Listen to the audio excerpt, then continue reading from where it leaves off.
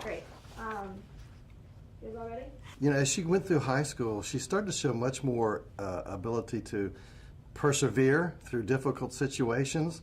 We actually had a period where she was very sick and she just looked a little tired, but she kept right on going. All her schoolwork got done. It was later we found she had mononucleosis. So she just really has this ability to persevere through difficult situations.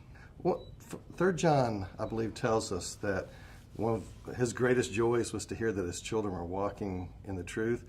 And what I've enjoyed with Melissa's as she went through high school is the conversations we began to have about difficult things. You know, why is there evil in the world? Abortion. You know, what happens when people are mean to one another, and how does that affect their relationship with God, and why does God allow these things? And it just was such a joy to be able to talk about the truths of God with her as she grew up.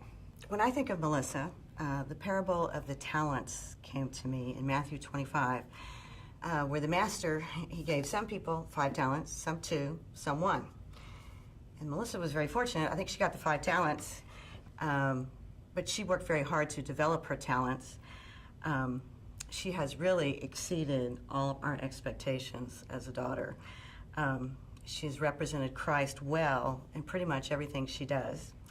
And I do have 5 talents. The first is academics, persevering through difficult amount of information or large volume of educational materials is hard, and that she did that well, and she rose to the top in her class doing that. In her artwork, she didn't spend her time on electronics, but just was diligent in the use of her time. In gymnastics, she persevered through injury and also through fears. In music, I would say that she overcame the fear of man. And the last talent is just loving others. This work went from, as a younger high school student, I have to go do this, to, oh, I get to go do this, and to take initiative and be excited about it. Who has been faithful in little will be given much. And I believe Melissa has used her talents well and developed them to the glory of God. And it says, enter into the joy of your master. And we are going to enter into the joy of this graduation.